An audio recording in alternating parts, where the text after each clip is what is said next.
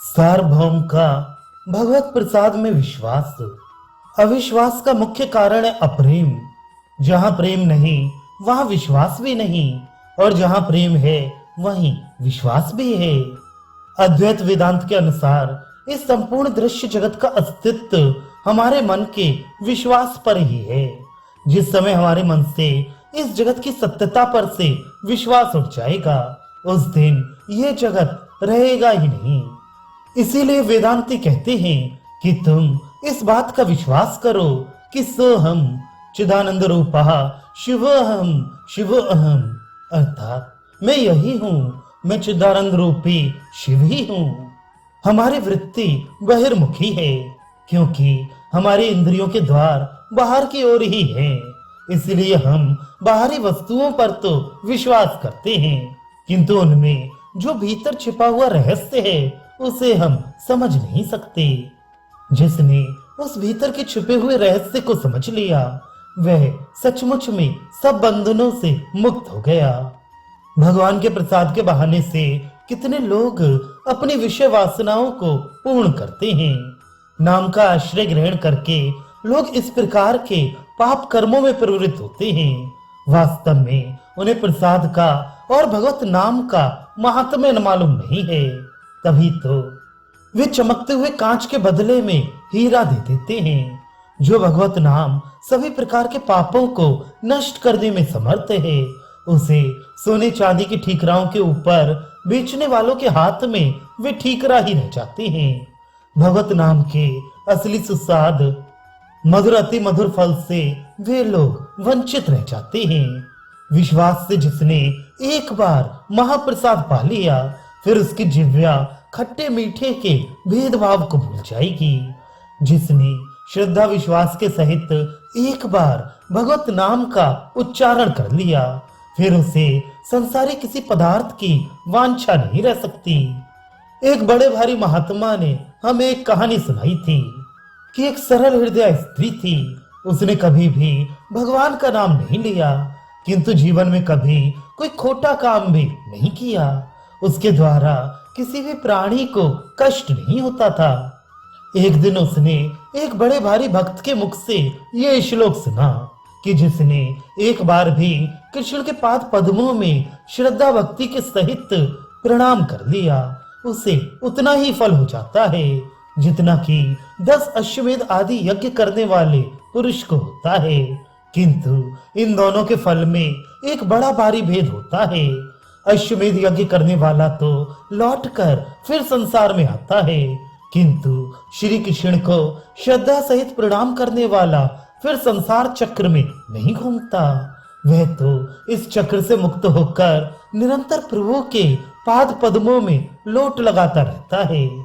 इस श्लोक के भाव को सुनते ही वह सरल हृदय नारी विकल हो उठी।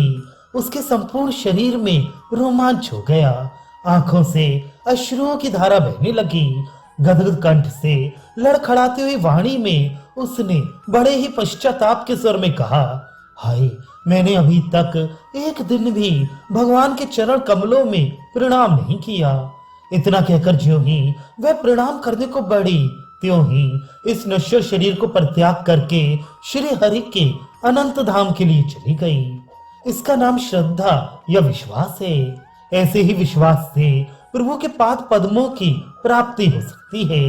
इसीलिए कबीर दास जी ने कहा है, गाया तिन पाया नहीं, अनगाये ते दूर, जिन गाया विश्वास गहे तिनके सदा हजूर।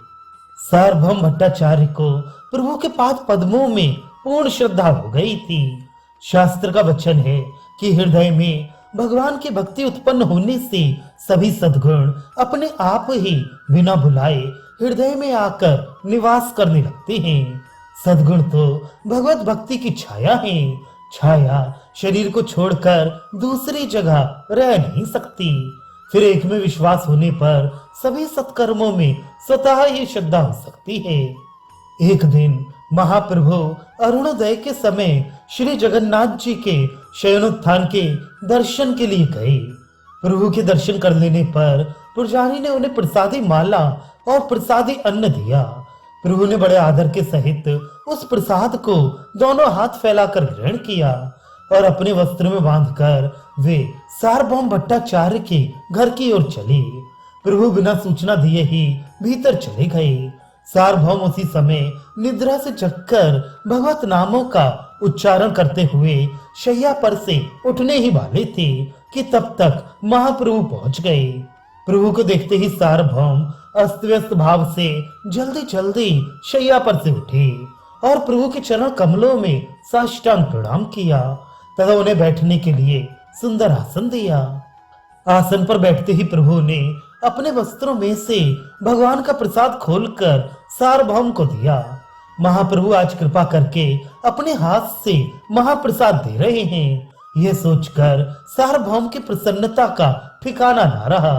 उन्होंने दीनहीन अभ्यागत की भांति उस महाप्रसाद को ग्रहण किया और हाथ पर आते ही बिना शौच आदि से निवृत्त हुए वैसे ही वासी मुख से वे प्रसाद को पाने लगे। प्रसाद को पाते जाते थे और आनंद के सहित पद्म पुराण के श्लोकों को पढ़ते जाते थे। इस प्रकार सार्वभौम को विश्वास के साथ आनंद पूर्वक प्रसाद पाते देखकर महाप्रभु के आनंद की सीमा न रही। वे भट्टाचार्य सार्वभौम का हाथ पकड़कर नृत्य करने लगे। भट्टाचार्य महाशय भी बेसुध होकर प्रभु के साथ पागल की भांति नाच रहे थे। सार्वभौम की स्त्री तथा उनके शिष्य और पुत्र इस अपूर्व दृश्य को देखकर इसका कुछ भी कारण न समझ सके। महाप्रभु बार बार सार्वभौम का आलिंगन करते और गदगद कंठ से बार बार कहते, आज सार्वभौम कृतार्थ हो गए। आज वासुदेव सार्वभौम को भगवान वासुदेव ने अपनी शरण में ले लिया। आज भट्टाचार्य महाशय के सभी संसारी बंधन छिन्न भिन्न हो गए। आज मुझे सार्वभौम ने खरीद लिया। इतने भारी शास्त्रज्ञ और शौचाचार को जानने वाले सार्वभौम महाशय का जब महाप्रसाद के प्रति इतना अधिक दृढ़ विश्वास हो गया तो मैं समझता हूँ इनसे बढ़कर संसार में कोई दूसरा भक्त होगा ही नहीं। भट्टाचार्य महोदय ने आज मुझे कृतकृत्य कर दिया। आज मेरा पुरी में आना सफल हो गया। प्रभु के मुख से ऐसी बातें सुनकर भट्टाचार्य सार्वभौम कुछ लज्जित से हुए और बार बार प्रभु के चरणों की धूल को अपने संपूर्ण शरीर पर मलते हुए कहने लगे, यह सब प्रभु के चरणों की कृपा है। मुझ अधम के ऊपर कृपा करके ही आपने संसार सागर में डूबते हुए को हाथ पकड़कर उबारा है। अब तो मैं आपका दासानुदास हूँ। जब जैसी भी आज्ञा होगी उसी का पालन करूंगा। भट्टाचार्य के मुख से ऐसी बात सुनकर प्रभु कुछ लज्जा का भाव प्रदर्शित करते हुए वहां से चले गए। जब गोपीनाथ आचार्य ने यह समाचार सुना तब तो वे बड़े प्रसन्न हुए। शाम को भट्टाचार्य सार्वभौम प्रभु के दर्शन के लिए आए। उसी समय गोपीनाथ आचार्य भी वहां आ पहुंचे। प्रभु को प्रणाम करके मुस्कुराते हुए गोपीनाथ आचार्य ने कहा, कहो भट्टाचार्य महाशय, हमारी बात ठीक निकली ना। अब बोलो, भागकर कहाँ जाओगे?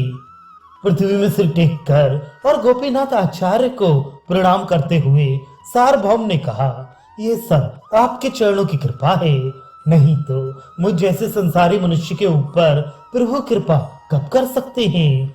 आपके ही अनुग्रह से मुझे प्रभु के चरण कमलों की प्राप्ति हो सकी है। इस प्रकार शिष्टाचार की बहुत सी बातें होने पर सार्वभौम अपने घर को चले आए।